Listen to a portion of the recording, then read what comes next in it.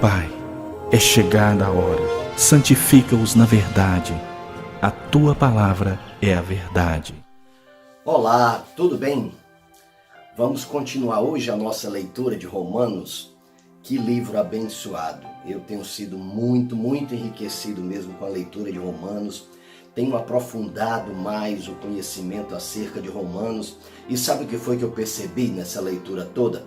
Que quanto mais eu leio, mais eu quero ler, mais eu quero aprender. Imagino que isso também esteja acontecendo com você. Que maravilha! Realmente é o Espírito Santo de Deus nos fazendo ter mais fome e mais sede da palavra de Deus. Isso realmente é maravilhoso. Amém? Romanos capítulo 8, dando continuidade, ele também segue uma sequência.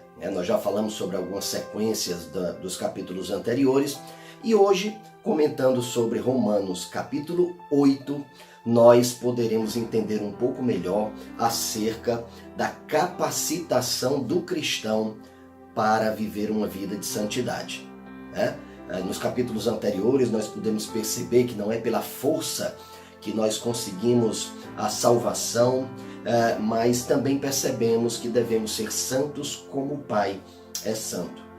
Mas de que forma conseguir isso? Já que a própria palavra diz que nós não somos perfeitos, de que nós temos muitas dificuldades, de que não há bem na nossa carne. E Romanos 8 nos esclarece um pouco mais acerca desse caminho de santidade tão importante para todo aquele que ama a Cristo. Amém? Então eu quero destacar alguns versículos. Claro, Romanos 8 é riquíssimo. Eu confesso que tenho estudado muito mesmo o capítulo 8 de Romanos e ele é muito rico. Mas a gente vai destacar aqui alguns pontos que eu considerei um pouco mais importantes. Primeiro, Romanos capítulo 8, versículo 1, no qual nós lemos: portanto agora já não há condenação para os que estão em Cristo Jesus, porque por meio de Cristo Jesus a lei do Espírito de vida me libertou da lei do pecado e da morte. O que é que isso quer dizer? Exatamente o que está escrito: não há condenação. Já não há mais nenhuma condenação, e isso é algo muito importante. Sabe por que é importante você perceber isso? Porque Cristo já se sacrificou. Ele já se sacrificou para te libertar do pecado. E não apenas do pecado como atitude. Não apenas o pecado como atos errados que você cometeu no passado, no presente, ou até que cometerá no futuro. Não apenas como atitude, mas também como condição. Todos nós nascemos em uma condição pecaminosa, em uma natureza pecaminosa. Então o sacrifício de Cristo nos liberta inclusive dessa natureza, que infelizmente ainda está no nosso corpo, mas no nosso espírito já não está de forma nenhuma. Porque quando entregamos a nossa vida a Jesus, o nosso espírito é completamente salvo. Completamente salvo. Mais à frente nós vamos ver um pouco mais do processo de santificação. Aguarda aí um pouco, tá bom? Então, quando Cristo se sacrificou por nós, ele nos substituiu nesse sacrifício. Nós merecíamos condenação, mas ele se fez condenação por nós. Logo, quem quer que quisesse cobrar essa dívida de nós, tem que se entender primeiro com Cristo. Afinal, ele já pagou a dívida. Como nós estamos em Cristo e Cristo está em nós, já não há mais nenhuma condenação para aqueles que estão em Cristo Jesus. É importante perceber isso. Para aqueles que estão em Cristo Jesus. Tá certo? Existem muitas pessoas que creem de forma diversa, ou de uma forma muito restrita, ou de uma forma muito liberal. Então é importante estarmos realmente pautados no que diz a palavra. Já não há condenação para os que estão em Cristo Jesus. Só por meio dele obtemos salvação, só por meio dele nós temos o caminho, a verdade e a vida. por meio de nenhum outro nós podemos chegar a isso. Amém? Então é importante percebermos essa condição, estarmos em Cristo. Também Romanos capítulo 8, versículo 15, é um versículo importantíssimo. Amém? Pois vocês não receberam o Espírito que os escravize para novamente temer, mas receberam o Espírito que os adota como filhos, por meio do qual clamamos Abba Pai. O que é que isso quer dizer? O que é que esse versículo quer nos falar? Né? Se antes nós vivíamos escravizados pela lei do pecado, se antes nós vivíamos escravizados por uma lei que nos levava à morte, e aí eu quero esclarecer, a lei não era o que causava a morte, mas o pecado. A lei esclarece acerca do pecado, mas pelo desejo de obedecer à lei, na força do braço, nós acabávamos sendo derrotados. Quando Cristo se sacrificou por nós, Ele derramou sobre nós a sua graça e nos capacitou a vivermos essa vida de santidade. E nos justificou para que não houvesse em nós nenhuma condenação. Amém? Quero frisar esses aspectos que são muito importantes. Não é pela força do nosso braço, mas é através da graça de Deus, é através da força do Espírito Santo que habita em nós, que nós somos santificados, que nós somos justificados também pela fé que temos no Filho de Deus, e isso é algo maravilhoso. Amém? Então é importante percebermos que Deus não deseja ter conosco uma relação baseada no medo. Não. E aí eu quero esclarecer algo para você. Deus não nos pede uma relação de medo, mas Ele quer que nós temamos a Ele. Temor é uma coisa, medo é outra. Ter temor de Deus é respeitá-lo, é reconhecer a sua majestade, é reconhecer a sua grandeza, é reconhecer o seu amor que supera todo entendimento. Isso é temor de Deus. Amém? Medo é outra situação. Medo é algo que nos escraviza, é algo que de certa forma nos cobra e nos condena em algo, né? Então as pessoas fazem alguma coisa por medo quando elas temem a consequência daquele ato. Então não é medo. Deus não quer que nós tenhamos com Ele uma relação de medo, mas de temor. Ainda assim, o que o versículo nos diz é que, pelo poder do Espírito Santo, em nós podemos ser adotados como filhos de Deus. No momento que nós entregamos a nossa vida a Jesus, nós já somos considerados filhos de Deus.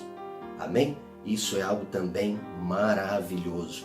Sermos considerados filhos de Deus e não apenas servos, né? Não apenas servos, porque os servos fazem, de certa maneira, também por temor.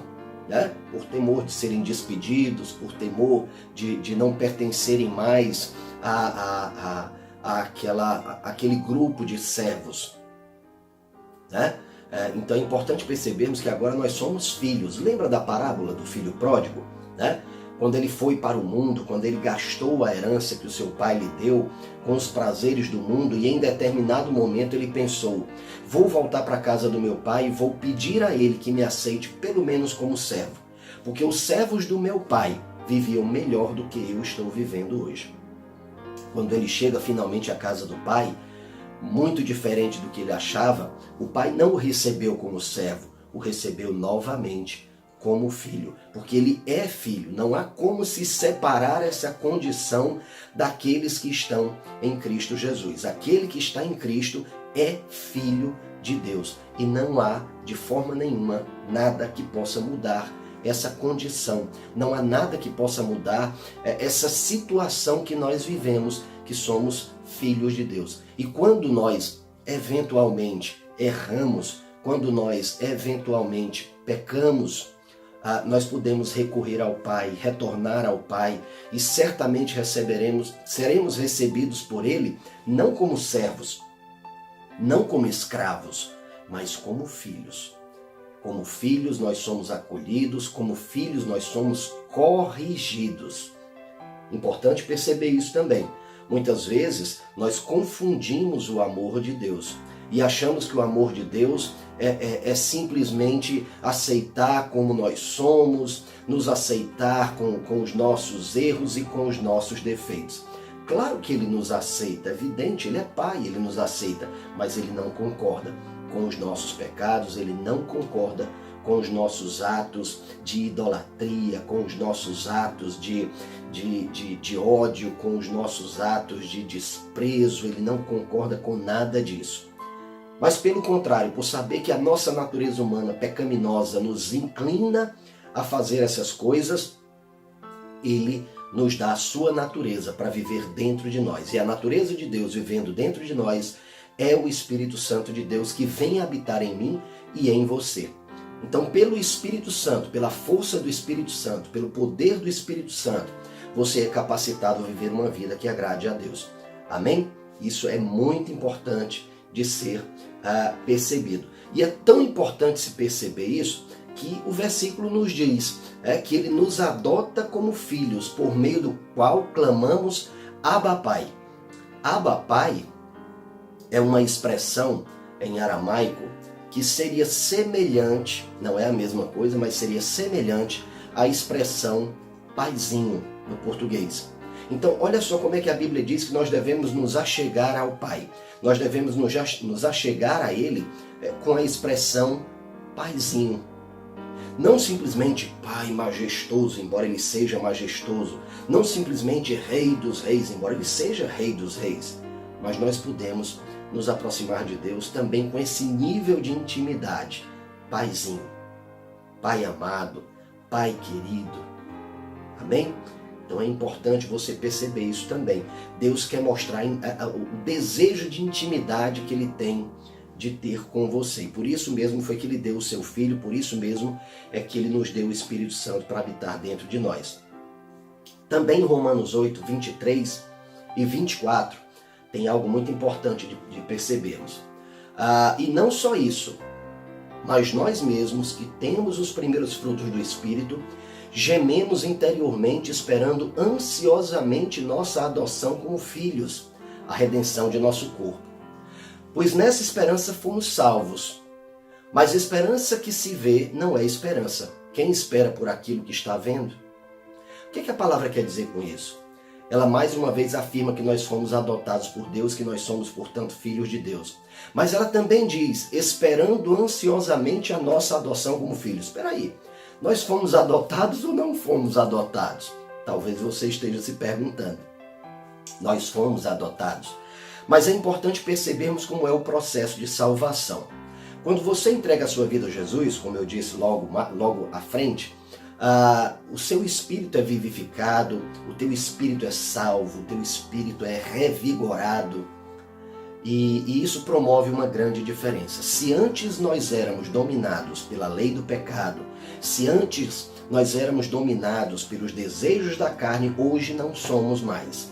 Hoje nós deliberadamente, por vontade própria, né? Porque nós queremos, nós decidimos viver segundo o Espírito e não segundo a lei do pecado, e não segundo uma lei de morte.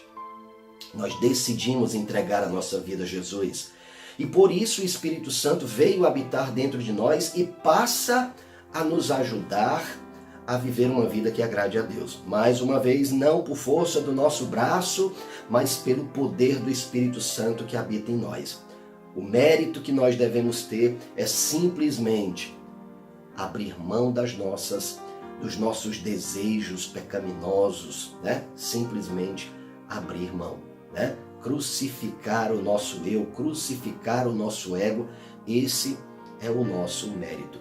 É isso que Deus espera de nós, tá certo? Só isso, mas tudo pelo poder do Espírito Santo. Porque tudo que você faz de bom, pode ter certeza disso, tudo que você faz de bom não tem nada a ver com você, tem a ver com o Espírito Santo de Deus que habita em você. Amém? Então toda honra e toda glória seja dada a Ele. Muito bem. Então, se esperamos ansiosamente a adoção como filhos, como então dizer que nós já fomos adotados? já fomos adotados, nosso espírito está salvo, nós podemos nos apresentar diante de Deus como filhos, clamando a Ele e dizendo a Ele: Abba, Pai, Paizinho, eu preciso de Ti, Paizinho, eu quero viver uma vida mais santificada, Paizinho, eu desejo viver uma vida que Te agrade, Paizinho, eu desejo realmente que todos os Teus sonhos se cumpram na minha vida, Paizinho, Paizinho e Paizinho. Mas finalmente, que adoção é essa que nós esperamos? Quando nós entregamos a nossa vida a Jesus e o nosso espírito é aperfeiçoado, a nossa alma inicia um processo de aperfeiçoamento. Esclarecendo para você que o teu espírito é o teu homem interior. A tua alma são as tuas vontades, a tua mentalidade, os teus sentimentos, as tuas emoções estão na tua alma. Então, a partir do momento que o Espírito de Deus nos aperfeiçoa, a partir do momento que o Espírito Santo de Deus vem habitar no nosso homem interior e começa esse processo de aperfeiçoamento, as nossas vontades, os nossos desejos gradativamente vão se modificando pelo poder do Espírito Santo. Mas há algo que só será aperfeiçoado num dia determinado por Deus. E esse algo que será aperfeiçoado no dia determinado por Deus é o nosso corpo, né? O nosso corpo é passível de morte, né? Todos nós já fomos a algum funeral, todos nós em algum momento nós já passamos por isso. É uma condição do nosso corpo, a morte física aqui. Mas nós temos a esperança da redenção também do nosso corpo, da ressurreição também do nosso corpo. E ele será ressuscitado no dia em que Jesus retornar para arrebatar a sua igreja.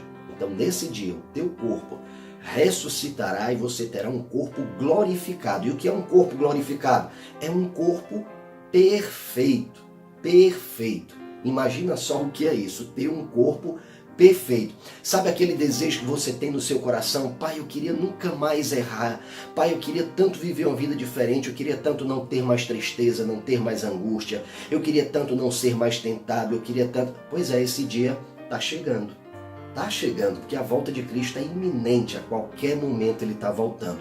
Então, é essa a esperança que a palavra diz que nós devemos ter. Não uma esperança de algo que porventura talvez aconteça. Não.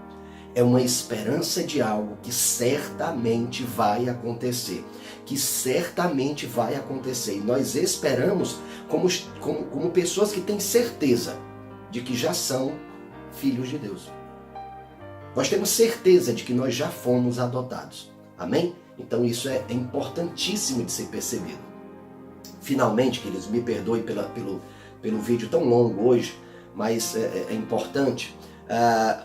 Finalizamos. Quem nos condenará? Foi Cristo Jesus que morreu e mais, que ressuscitou e está à direita de Deus e também intercede por nós. Quem nos separará do amor de Cristo? Será tribulação, ou angústia, ou perseguição, ou fome, ou nudez, ou perigo, ou espada? Como está escrito, por amor de ti enfrentamos a morte todos os dias. Somos considerados como ovelhas destinadas ao matadouro. Mas em todas essas coisas somos mais que vencedores por meio daquele que nos amou. Então, queridos, o que a palavra quer dizer com isso é que você vai passar sim por dificuldades, você vai passar sim por tribulações. No entanto, em todas essas tribulações, Deus estará contigo, Jesus estará contigo, o Espírito Santo estará em você para te ajudar a superar todas as dificuldades.